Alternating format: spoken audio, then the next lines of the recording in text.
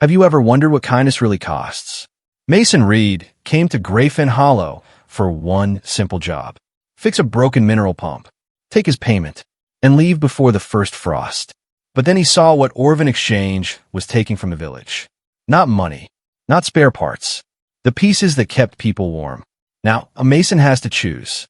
Walk away from a finished contract, or stay long enough to help a dying village stand again. The alien widows who hired one human man to repair their village at Grayfen Hollow, on the cold farming world of Vaelora. The first frost was 7 days away. The village sat low in a wet valley where pale mist moved through the blue-green grain fields. The grain was not grass, not wheat, and not any crop an earth farmer would have known. It grew from broad, fungal roots and glowed faintly under the morning fog, as if the ground remembered sunlight better than the sky did. The Nerolith women of Grayfen Hollow were already awake when Mason Reed's repair shuttle came down. They stood outside the Deadwater station in rough gray coats and patched work wraps. Their skin was blue-gray, like river stone after rain. Their eyes were large and black, without any white around them. Their long, thin ears angled back through soft silver down that grew behind their heads and along their necks. They did not wave. They did not smile. They watched the shuttle land as if it were another storm. Mason Reed stepped out with one tool case in each hand and a folded contract in his jacket pocket. He was a human man in his late 30s, lean from years of crawling through ducts and engine bays, with short brown hair, tired green eyes, and a face that looked used to bad weather. His coat was not military. His boots were not polished. His shuttle had 3 mismatched hull plates and one engine that coughed twice before going quiet. Sera Venn, the temporary head of Grayfen Hollow, walked toward him across the wet gravel. She was tall, even for a Nerolith woman, with narrow shoulders, long 6-fingered hands, and a face shaped more by worry than age. A strip of dark woven cloth crossed her chest, marking her as the one responsible for village contracts. The cloth was old, and its edges were repaired with pale thread. "You are Mason Reed," she said. "I am," Mason answered. "You were hired to repair the mineral pump." "I was." "The price is the price written here. No pressure fees, no winter fee, no emergency fee after arrival." Mason looked down at the contract she held out. The language was translated into trade English, but the numbers were clear. "I do not add fees after landing," he said. Sera's black eyes did not soften. "That is what the last repairman said." Mason nodded once. He did not defend a stranger he had never met. "Then I will show the parts before I use them," he said. "You can approve each one." That answer made the women behind Sera murmur. Not with trust. Not yet. It was more surprise than relief, because he had not sounded offended. Sera led him to the water station. The pump house was a low stone structure beside a narrow mineral river. Frost had formed along the pipe joints, even though the day was not fully cold. Inside, the pump core sat half-opened, surrounded by handmade patches, old sealant, and 3 burned-out control strips. Mason crouched by the core and opened his tool case. A younger Nerolith woman leaned in through the doorway, watching every movement. She had a strip of metal roof wire over one shoulder and wind scars across both hands. "That is Nira's soul," Sera said. "She repairs roofs." Nira lifted her chin. "Roofs leak less when outsiders stop breaking them." Mason looked at her wire spool, then at the pump. "Good. I may need someone who understands tension lines." Nira blinked. She had expected insult. She got a job. Behind her stood Elda Var, an older storekeeper with silvered down so thin it looked like fog around her skull. Beside Elda was Sera Venn, a younger woman barely grown, carrying a lantern and trying to look less frightened than she was. Mason set 3 damaged parts on a clean cloth. "This actuator is dead," he said. "This pressure tooth is cracked. This coupling is not original. Someone made it fit by shaving the housing." "We had no original coupling," Sera said. "I can see that." Mason tapped the housing gently. "Who made this patch?" "Ventor," Elda said. Her voice changed when she spoke the name. Sera looked away. Mason noticed but did not ask. He worked for 4 hours without asking for more money. He explained each part before replacing it. He let Nira hold the lamp. He asked Lisa to read the pressure gauge. He asked Elda if there were old maintenance notes. By afternoon, the mineral pump coughed, shuddered, and began to move water again. A sound went through the women outside. It was not joy exactly. It is the sound of people who had been holding their breath for too long and did not want to admit they had been afraid. Water moved through the main pipe toward the village. Sera closed her eyes for half a second. Then Mason heard it. A thin, uneven vibration traveled through the sideline under his boot. It was not part of the pump. It came from the older distribution channel that fed the storehouse and the communal heater. He followed it to a rusted wall map, wiped away moisture with his sleeve, and studied the faded lines. Sera saw his face. "The pump is repaired," she said. "It is. Then your work is done." Mason did not answer right away. He traced the line from the pump to the grain dryer, then to the old heat hall, then to the nursery filters. "How long until first frost?" he asked. Every woman in the room became still. Sera's voice lowered. 7 days. Mason looked through the broken window toward the village. He saw roofs patched with woven metal, a storehouse wall with a crack through the foundation, a heat tower leaning 2 degrees too far into the wind, and children carrying water in little gray jars because adults needed both hands for heavier work.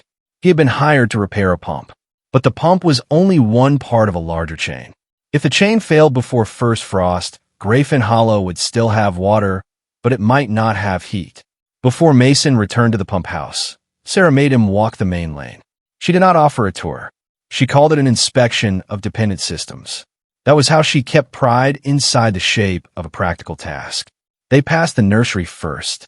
The building had once been painted a soft yellow-gray, but the color had faded under years of wet wind. A line of little coats hung by the door, patched until the patches had patches of their own. Inside, a Nerolith woman with one clouded eye cleaned a smoke filter with a brush made from old roof fiber. Mason stopped. "That filter should be changed, not cleaned." "It should have been changed 3 winters ago," Sera said. A small child looked up from the floor, black eyes too large for her thin face. She held a toy turbine made from wire and bone. When Mason looked at it, she hid it behind her back. He looked away first so she would not feel caught. They walked on. At the storehouse, Elda showed him the grain trays. The blue-green caps were supposed to dry slowly under controlled heat. Instead, some were soft at the edges, already taking in damp. If they froze like that, the food would rot when thawed. "How much will you lose if the heat drops?" Mason asked. Elda did not answer with a number. "Enough that we will start counting children first." Serais schuldeertightened. Mason understood. In hungry villages, math became cruel when spoken too early. At the windyard, Nira pointed up at the turbine tower. The blades had been patched with scavenged alloy. One bolt line was wrong. Not slightly wrong. Dangerously wrong. "Who set that pitch?" Mason asked. "I did," Nira said, daring him to insult her. "With what gauge?" She held up a bent measuring strip. Mason looked at the blade again. "Then you did well. The strip is lying to you by about 6 degrees. Nira frowned, then looked up. Anger left her face, and calculation replaced it. "That is why it screams in east wind." "Yes." Sera watched Mason as he said it. He had not blamed Nira. He had blamed the tool. In Grayfen Hollow, that distinction mattered more than he knew.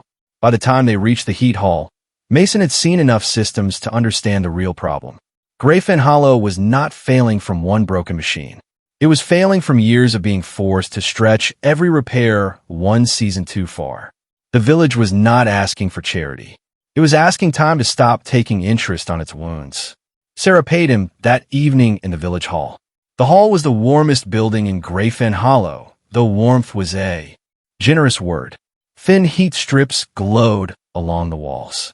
A dozen children slept under layered blankets near the central pillar. Older women sorted grain caps into shallow trays, trying to save what they could before frost hardened the storehouse. Sera placed a small pouch of trade chips on the table. Then she added a metal bracelet. Mason did not touch it. The bracelet was dark silver, worn smooth on the inner curve. Its surface carried tiny hammer marks, not decorative enough for market jewelry, and too personal to be spare scrap. He had fixed enough frontier settlements to know the difference between payment and sacrifice. "This is more than the contract," he said. "The pump needed more than the contract," Sera replied. "I used one actuator and one coupling. And time. I charge for time already. Sera mutdaitund. We will not owe you." Across the hall, several women looked down. Lisa pretended to sort grain. Nira folded her arms. Elda watched Mason like she was measuring the weight of his soul. Mason slid the bracelet back towards Sera. "I repair broken systems," he said. "I do not take the last piece holding a house together." Sera did not move. For one moment, her face showed anger. Not because he had insulted her, but because he had seen too much. Then she picked up the bracelet and closed her long fingers around it. "It belonged to Ventor," she said. Mason kept his voice quiet. "The one who patched the pump housing? My bondmate. He was the village heatrite before the war." That explained the change in Elda's voice. It explained the clean, careful patch on a system otherwise repaired with desperation. It explained the way Sera had looked away. Mason nodded. "Then I was right not to take it." Sera's eyes stayed on him. "Many who came here said kind things before they wrote the second bill. I am not writing a second bill. Then why are you still looking at the wall map?" Mason looked toward the children sleeping under thin blankets. "Because the pump is working, but the storehouse line is shivering, the heat hall is leaking, and your wind turbine is carrying load it cannot hold. If first frost comes in 7 days, you will have water. You may not have heat."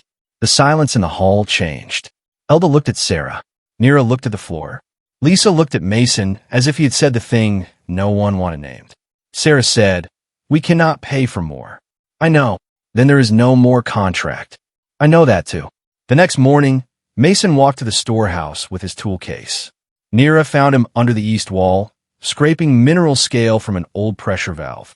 "What are you doing?" she asked. "Keeping the grain dry." "You were not hired for that." "No." "Then you plan to charge after." "No." Nira crouched, suspicious. "Then you plan to make us dependent." Mason handed her the pressure gauge. "Put this here. Watch the needle when I open the valve." She did not take it. Mason waited. Finally, Nira took the gauge with all 6 fingers and held it against the line. "Why show me?" she asked. "Because if this valve sticks again in winter, I may not be here." Her ears moved slightly. "You expect us to fix it ourselves? I hope you can. You are a strange man. I have been called worse by better customers." That almost made her laugh. Almost. By mid-morning, Elda brought old maintenance books wrapped in oilcloth. Many pages were damp, so were half-eaten by mold. Mason spread them by the heater and weighed their corners with bolts. The books were not just technical logs. They were village memory. They carried handwriting from different years, different hands, and different levels of training. One repeated signature appeared again and again beside repairs to the heat core. Ventur. Sera saw Mason studying the name and took the book from the table. "That is not needed for the storehouse valve. It might be needed for the heater. The heater is not your concern. It will be everyone's concern in 7 days." She stared at him. "You say that like you were staying." Mason wiped sealant from his hand. "I'm checking what will fail first." "That is not an answer." "No," he said. "It is not." Before Sera could reply, a high metallic hum cut through the village. Every Nerolith woman in the hall stiffened. A drone descended over the square, black and polished, too clean for Grayfen Hollow. It carried the gold mark of Orphan Exchange. The drone projected a calm voice in trade language. It announced that Grayfen Hollow remained in arrears under a post-war equipment stabilization contract. It also announced that the 7-day recovery window had begun. Then it named the collateral, the auxiliary wind turbine, the communal heat core, the storehouse regulator. Those were not spare parts. They were the parts that kept the nursery warm, the grain dry, and the village alive through frost. The children woke. One began to cry. Sera stepped into the square and looked up at the drone as if hatred alone could freeze it in the air. "This is before first frost," she said. The drone continued. It stated that recovery before seasonal access closure was permitted by Clause 9. Mason stood beside her. "Can they take the heat core?" he asked. Sera did not look at him. On paper, yes. And without it, some will survive, she said. The old and the small may not. Mason turned toward Elda. Do you have older logs? Before the war? Elda's black eyes narrowed. Why? Because companies do not recover what they never owned. Sera looked at him sharply. You are not part of this debt. No, Mason said. Then do not step into it. He watched the drone rise into the white mist. I think I already have. The heat hall of Grayfen Hollow stood near the center of the village. It was older than the war, older than Sera's leadership, and older than most of the debts written against it. Inside, the air smelled of mineral oil and cold stone. Mason opened the outer casing of the heat core, while Sera held the lamp. The core was a thick cylinder of dark alloy, patched in several places and wrapped with pressure lines that hummed softly. Without it, the hall would become another stone shell in the frost. Here, Mason said. He pointed to a tiny weld mark near the lower coupling. It was shaped like 3 short strokes crossing a half circle. Sera went very still. That is Tor's mark, she whispered. Are you sure? He marked his deep welds that way, so anyone opening the part later would know where the stress line was. Mason looked at the logbook beside him. The Orphan registry says this coupling was installed from their emergency salvage inventory. The registry was the list Orphan used to claim ownership. It said the part came from Orphan salvage stock after the war. The old weld mark on the metal said something else. It was not, Sera said. Then we need more than memory. Sera is jutaitant. Memory is what they left us when they took everything else. I believe you, Mason said. Havoc, nor will not. That name made Elda spit softly into the dust when she heard it later. Havoc, nor was not the owner of Orphan Exchange. He was only its recovery agent. That made him worse in some ways. Owners could be shamed. Agents were shaped by procedure. He arrived the next day in a narrow black ground craft with 2 drones and a legal witness. He was not Nerolith. He was a pale, smooth-skinned alien from the trade corridors, with a flat voice and eyes like polished amber beads. He bowed to Sera. Village head Venn. I regret the season. No, you do not, Sera said. Havoc smiled with professional patience. Regret is not required for recovery. Only notice. Mason stood near the heat hall, wiping his hands on a rag. Havoc looked at him. And this is... Mason Reed, Mason said. Repair contractor. Retained by the village. For the pump. Then the pump is your lawful concern. Machines talk to each other, Mason said. The pump talked. Havoc's smile thinned. I advise you not to interfere with secured collateral. I advise you to verify ownership before removing heat from a village. Ownership has been verified by post-war salvage registry. Correct. Mason held up one of Elda's books. Your registry may be wrong. Havoc did not look worried. Old local records often conflict with emergency reconstruction documents. The reconstruction documents prevail. Sera stepped forward. Those parts were ours before the war. Havoc turned his polite face toward her. Then you should have preserved certified documentation. The words were soft. They landed like a slap. Mason felt every woman in the square absorb it. They had preserved children, roofs, seed stock, water, the old, the sick, and each other. Certified documentation had not been the first thing on their hands when the war ended. That was the unfairness hiding in plain sight. Orphan had written village parts into its own registry, called them salvage collateral, and was now using those papers to take back the pieces that kept Grayfen Hollow alive. Havoc gave them 7 days. Mason got 6. That evening, his shuttle pinged with a message from Lorngate. The contract, there was a large one. A berth repair. Good pay. Enough to cover his engine debt, renew his seasonal repair license, and replace 2 tool heads he had been sharpening past safety. If he missed the arrival window, he would lose the deposit.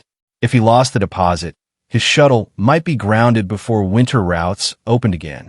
He listened to the message twice in the cockpit. Then he heard Sera behind him. You should go, she said. He turned. She stood at the open hatch, silvered down moving in the cold breeze. You heard. Enough. It is a good contract.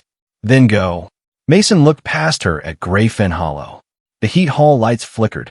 Nero was on a roof, tying a line by hand. Elda carried books against her chest like rescued children. Lisa helped two old women drag grain trays inside before the night damp reached them. I have left places before, Mason said. Sera Venn. You are allowed to leave. I know. Then why do you say it like a wound? He rubbed one hand over his face. Because sometimes the contract ends before the trouble does. Sera looked away.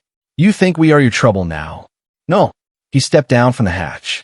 I think I saw enough that leaving clean is no longer possible. There is no clean here, she said. There is debt. There is rot. There is winter.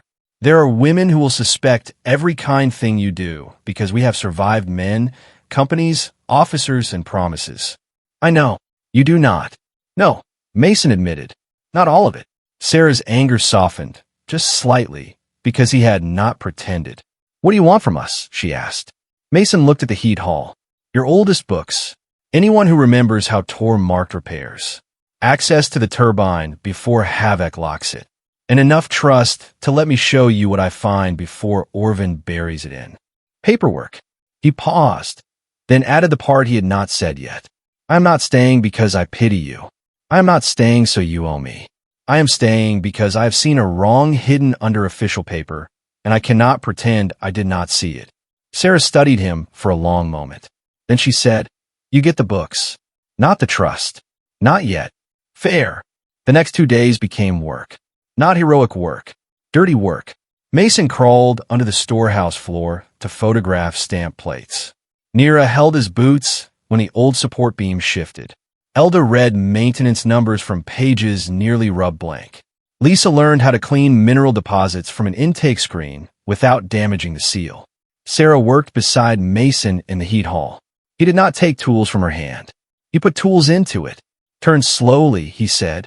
If the line jumps, stop. Do not force it. I know how to turn a bolt. I know you do. This one lies. She gave him a look. Bolts lie. Old ones do. For the first time, she almost smiled. They found 3 more marks from Ventor. Then 5. Then a full sequence of part numbers that matched village manufacture before the war. Elda cried when she saw the numbers. No one spoke of it. No one needed to. On the 4th day, Mason asked to see the old requisition wall. Sera took him to a narrow room behind the storehouse where metal plaques hung in crooked rows. Each plaque listed equipment taken during the war. Some had official stamps. Some had only local marks, because the soldiers who came through had been too hurried to issue proper receipts. The local marks were not decoration. They were the village's own way of saying, this belonged here before the war. This is what we have instead of graves for machines, Sera said. Mason looked at her. She gave a dry, humorless breath. Do not look surprised. Machines kept people alive here.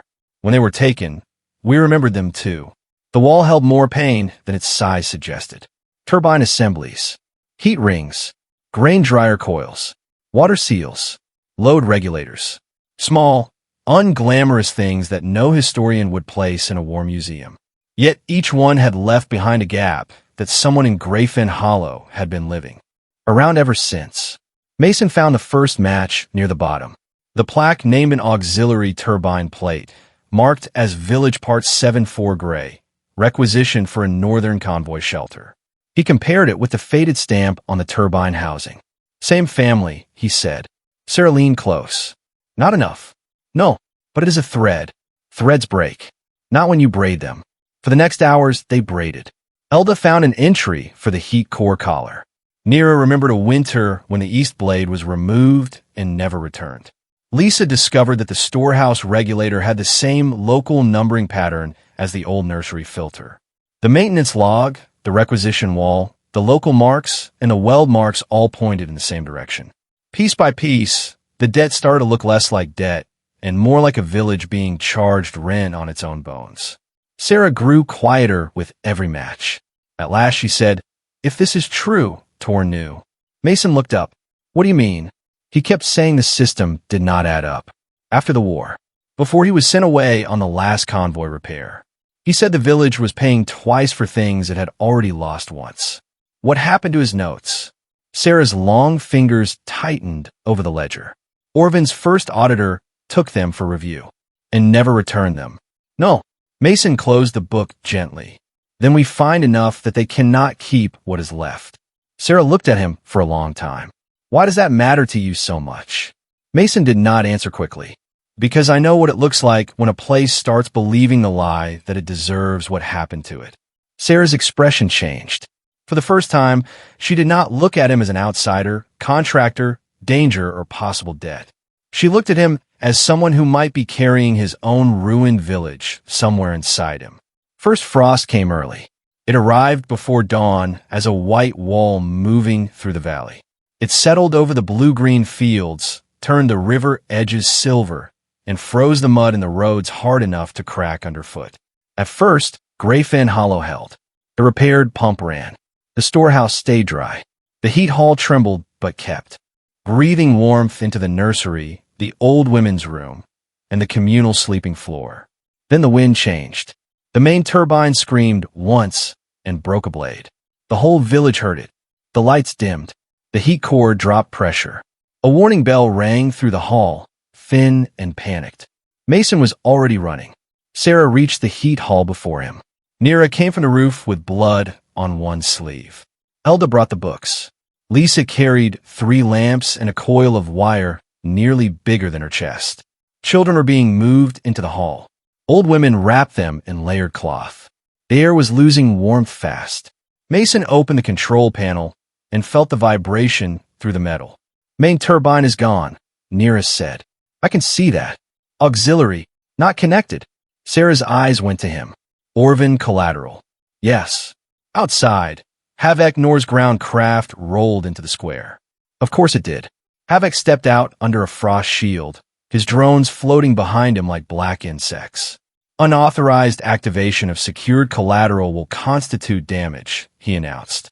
Sera turned on him. If we do not activate it, the hull freezes. Recovery law does not suspend for poor seasonal planning. Mason looked up from the panel. Does it suspend for false collateral? Havoc's polite face hardened. Do you have certified proof? Not yet. Then stand aside. The heat dropped again. A child began coughing. Mason looked at Sera.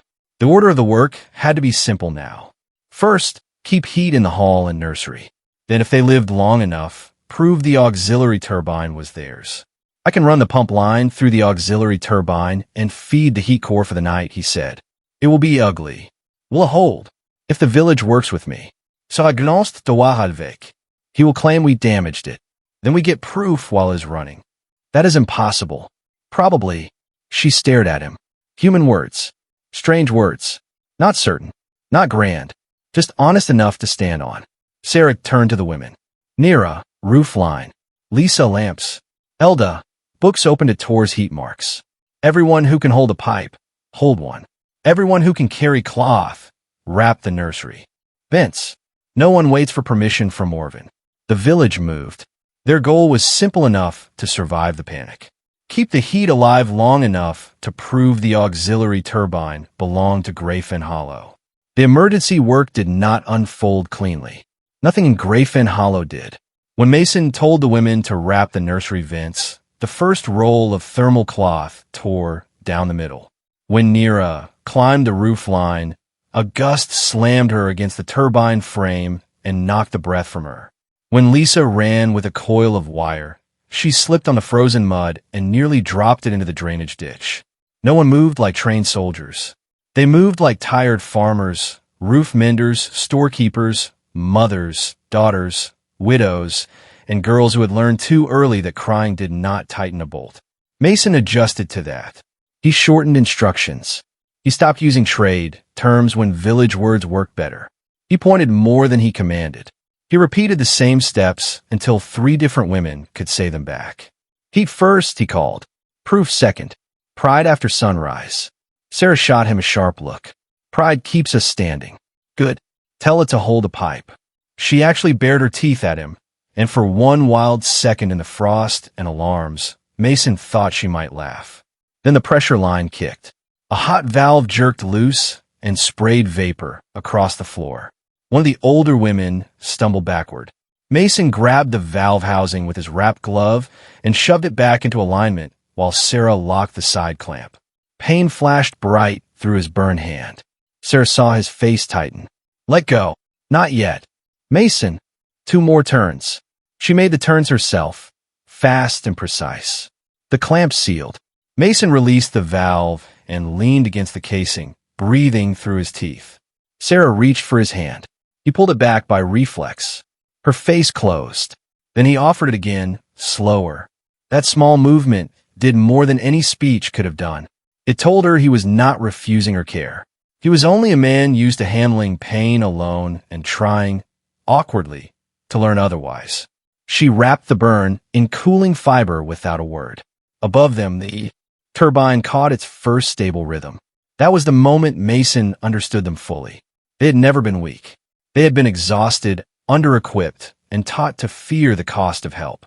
But when given a path that did not make them kneel, they moved like a machine remembering its own shape. Mason worked at the turbine housing with Sera beside him. The auxiliary turbine was half buried under ice. The casing bore Orphan tags, but beneath one tag, Mason saw the edge of an older plate. "There," he said. Sera leaned close. The plate was under the pressure collar of the heat regulator.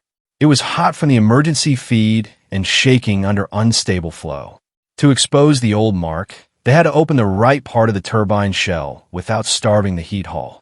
"If we remove the collar, the hull loses heat," Sera said. "If we do not, HFY takes it." HFY's drone hovered above them. Any attempt to alter secured identification will be recorded. Mason took out a small driver, then stopped. He held it out to Sera. Her black eyes widened. "You should do it. You know the pressure rhythm," Mason said. "I know the casing. We do it together. You are the mechanic. This is your machine." For a heartbeat, the storm sounded louder than everything. Then Sera took the driver. Mason placed his hand near hers, not over it. "When the gauge drops to 2 lines, turn." Not before. She watched the gauge. The needle shook. 1 line. 3. 2. She turned. The collar opened with a hiss. Mason slid a heat shield under the rim. Steam burst across his glove. Pain shot up his wrist, but he held. Sera pulled the old plate clear. Elda lifted a lamp. The mark was there. Not Orphan's salvage code. Not a post-war recovery stamp. A Grayfen Hollow manufacturing seal, worn but readable. Beside it was the half-circle weld mark of Ventor. Elda read the number aloud, voice shaking. Nira shouted from the roof that the turbine line was catching. Lisa copied the code on a slate and held it high. One of HFY's drones recorded it before he could stop the feed. HFY's voice sharpened.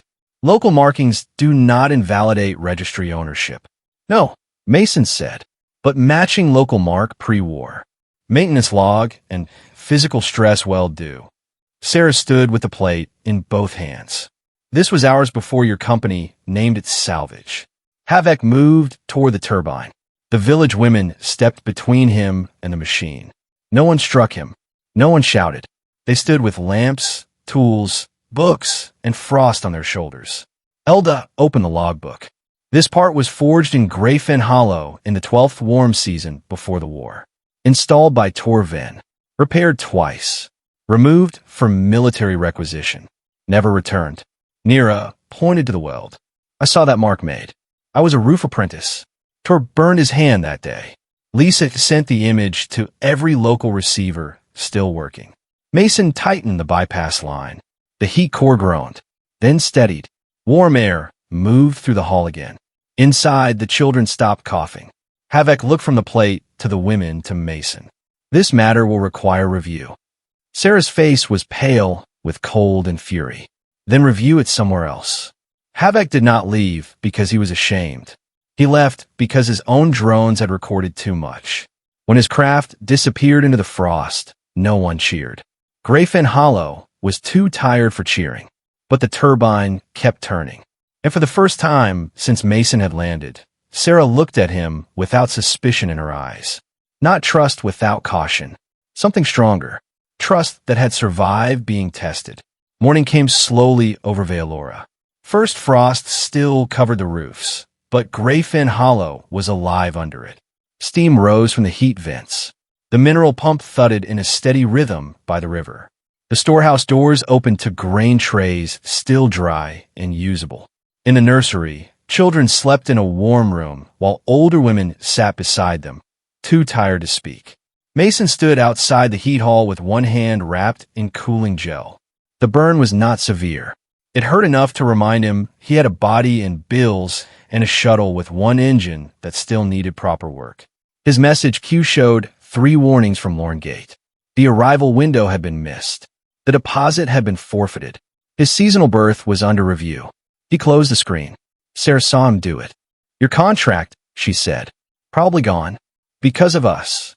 Because I stayed. That is the same thing." "No," Mason said. "It is not." She looked toward the village. Nira was teaching 2 younger women how to check the turbine line. Elda had 3 old books open and was making new copies while the ink still flowed. Lisa knelt by the pump with a gauge, frowning in concentration. Mason had spent the last 2 hours writing a maintenance schedule in plain language. Not contractor language. Not proprietary language. The kind of notes a tired person could understand in the middle of a cold night. Check the pressure every day. Flush the mineral line every week. Before frost, inspect the turbine wing bolts. If the heater knocks twice, reduce the load and clear vent 3. He gave the pages to Sera. "Keep copies in the hall, the storehouse, and the pump station," he said. "No one person should hold the only instructions." She took them carefully. "You still make yourself less needed. That is good repair. It is bad business." Often, her mouth moved. This time, it became a real smile, small but unmistakable. Later, the village gathered in the heat hall. Mason expected a report meeting. Instead, Elda Var stood before the central pillar with the old bracelet in her hands. Sera stood beside her. Nira, Lisa, and the other women formed a half circle around the room. Mason shifted uncomfortably. "I hope this is not another payment," he said. Elda's silver down trembled with a soft laugh. "No, you have refused enough payment to become annoying." That earned a low murmur of amusement. Sera lifted the bracelet, then did not offer it to him. "Among the Nerolith," she said, "there's an old name for someone who is not born under a roof, but keeps that roof standing when winter comes." Mason shook his head slightly. "Do not interrupt the elder," Elda said. Mason closed his mouth. The old woman stepped forward. "The name is Hearthkeeper. It gives no ownership, no claim, no debt. It is not a chain. It is a remembering." She touched the bracelet to Mason's wrapped hand, then drew it back. She did not give it away. She only let it mark the moment. "You came to repair a pump," Elda said. "You found a village behind it." Mason looked at the women around him. "I did not save Grayfen Hollow." "No," Sera said. "You did something harder for us." "What is that?" "You stayed long enough for us to save it without kneeling." He had no answer for that. Not one that would survive speech. After the gathering, Mason walked to the landing field to inspect his shuttle. The frost was beginning to melt along the edges of the blue-green fields. The fungal grain glowed faintly under the pale morning. Far off, the river made its quiet mineral sound. Sera followed him. For a while, neither of them spoke.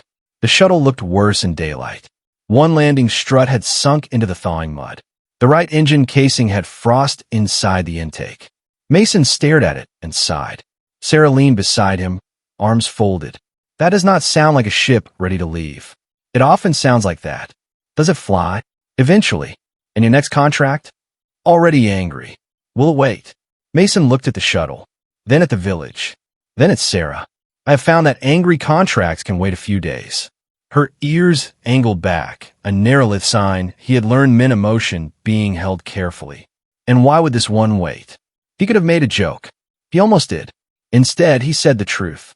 Because the heater needs 2 more stable cycles. Because Nira should run the turbine test once without me touching anything. Because Lisa needs to learn the pump flush. Because Elda's books need dry storage. Sera watched him. "And after all that," Mason's voice softened. "After that, I will see what else I am pretending not to see."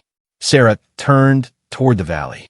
The village was small against the cold world, but smoke rose from its vents. Children were awake now. Someone was laughing near the pump house. It was a thin laugh, tired and surprised, but real. "When you arrived," Sera said, "I thought you would take the last thing we could pay." "I know. Then I thought you would make us owe you."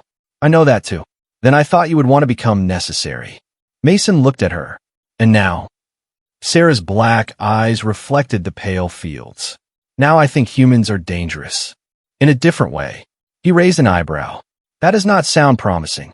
It is. Her voice was quiet. You see a broken thing, and you cannot always leave it broken. Even when it costs you. Even when no one asked for that much. Even when the broken thing is not yours. Mason did not deny it. Ça stepped creuser. That is not wise. No, he said. Not always. But it is why Grayfen Hollow is warm this morning. The wind moved through the valley. It carried the smell of thawing frost, mineral water, and heated stone. Sera did not reach for his hand. Not yet. Instead, she held out a small maintenance slate. The turbine test is in 1 hour, she said. Mason took the slate. Then we should not be late. They walked back together. Behind them, his shuttle sat in the field, old and waiting. Ahead of them, Grayfen Hollow breathed warm air into the cold morning. Mason Reed had arrived because a contract named one broken pump. What he found was a village being stripped by papers that called its own bone salvage. He did not rescue Grayfen Hollow alone. Sera made the calls. Nira held the turbine line. Elda kept the old records alive. Lisa copied the proof before Orphan could bury it. The women of Grayfen Hollow wrapped vents, held pipes, guarded the nursery, and stood between Havoc Nor and the machine that kept them warm. Mason only helped them see where to look, how to prove what was theirs, and how to keep the heat alive long enough to stand. And that was the part the Nerolith had not expected from a human. Not strength that took. Not kindness with a hidden hook. Not rescue that demanded worship. Just a man who saw a roof beginning to fall and chose, for a while, to put his shoulder under it. Long enough for everyone else to remember they still had shoulders too. If this story stayed with you, please give it a like, share it with someone who loves meaningful science fiction, and subscribe to the channel for more stories about what makes humanity different. And in the comments, tell me this. Do you think real kindness is helping someone once, or staying long enough to help them stand on their own?